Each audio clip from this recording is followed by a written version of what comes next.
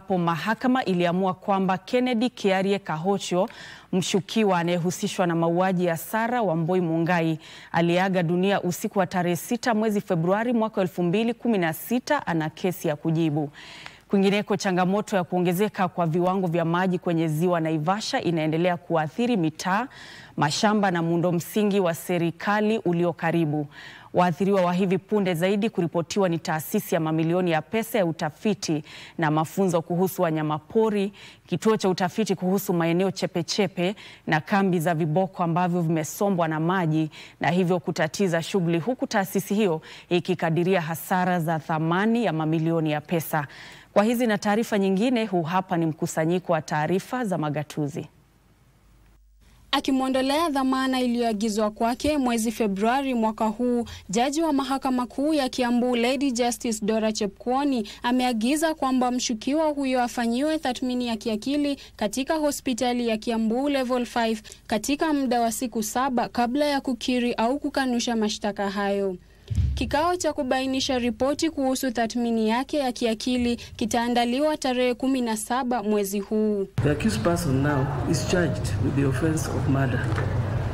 And I wish to point out that the principles that guide the grant of anticipatory bail and grant of bail when one is charged are completely different and are guided by different regimes of law. It was only pending investigations and his arrest and formal charge. And this then lapsed as soon as the accused person was now charged.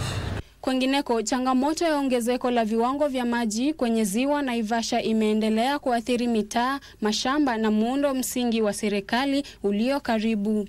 Haya yanajiri huku wanyama zaidi wakiwemo pundamilia, twiga na paa wamepoteza makao kutokana na mafuriko hayo, na hivyo kuibua wasiwasi wa ongezeko la mizozo baina ya wanyamapori na binadamu na kuweka wanyama hao katika hatari ya uwindaji haramu. This center is the center that coordinates wildlife research on those species that are on wetlands and the inland water across the country.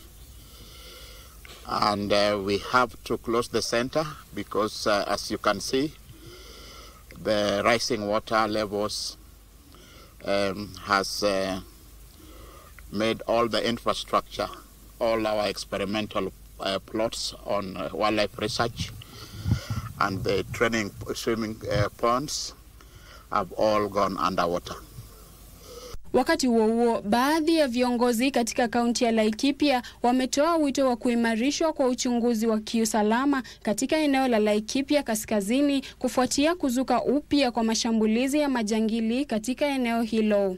Wapokot, Wasamburu, Waturkana, Wakikuyu, Wakalenjin, Wakisii, wote tuishi kama ndugu na dada.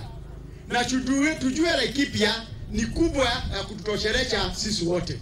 Na maafisa wa polisi huko Meru wamemkamata mshukiwa na kunasa bangi ya thamani ya takriban shilingi 200,000 kwenye msako katika eneo la Kaga, kaunti ndogo ya Imenti Kaskazini.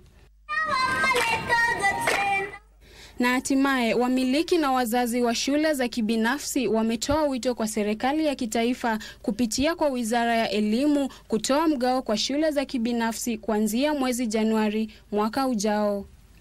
Right now, we can never tire from asking for competition from the government.